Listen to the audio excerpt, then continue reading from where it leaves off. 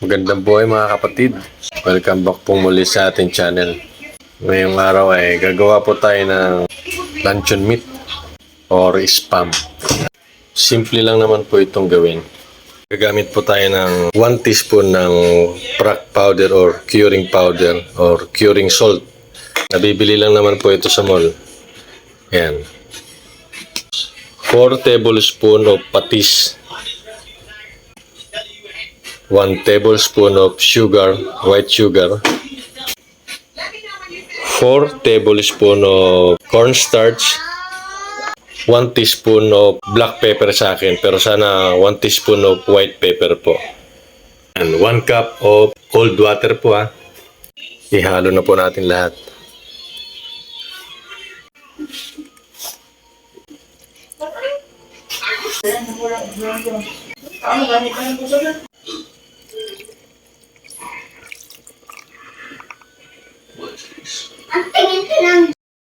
Nailagay na po natin lahat ng condiments, ng mga spices niya. So, imimix na lang po natin. Ituloy lang po natin yung paghalo-halo hanggang sa matuyo na po itong ating mixture.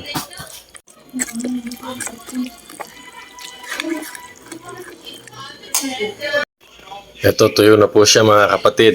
Pero ang gagawin po natin ay mamasahin pa natin ang ating mga kamay ito para mas mapino siya.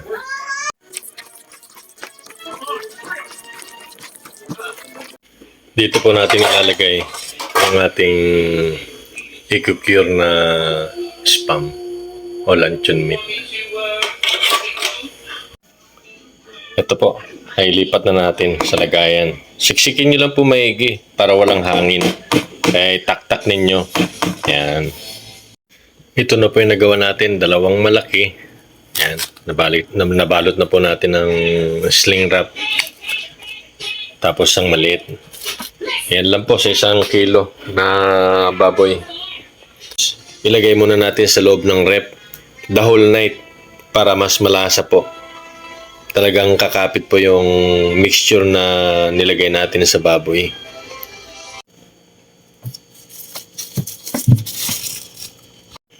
Kunin na po natin sa loob ng rep. Ayan, i-steam na po natin ito. Kulang yung steamer natin. Maliit lang po. So, hindi natin may salang lahat. Ito lang. Maganda pong pag-steam pag kumulo po talaga. Ayan, gaya po nito. Pwede na po natin ilagay. Pag-steam po natin mga 15 to 30 minutes dahil nga po malaking isa, marapat. Pero kung malilit lang po gaya nito, mga 15 to 20 minutes.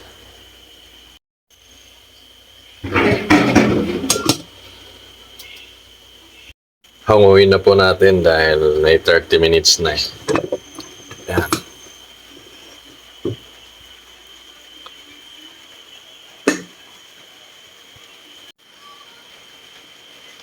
Isa lang din po natin yung isa. Pansin ko lang mga kapatid nag-oil siya. Nagsabaw. Kaya ganito po na nagkaroon ng sabaw. Kasi yung malamang, yung ginamit natin na giniling galing sa mall, lamang ang taba kaysa sa laman. Kaya po ganyan yung mga bakante na. Ito na po siya. Ito na po yung texture niya. Iprito po natin para matikman natin kung ano lasa.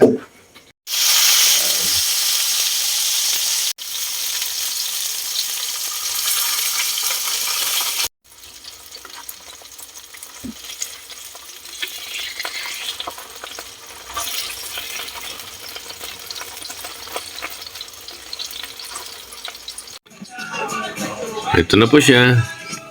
Pwede na po natin kainin.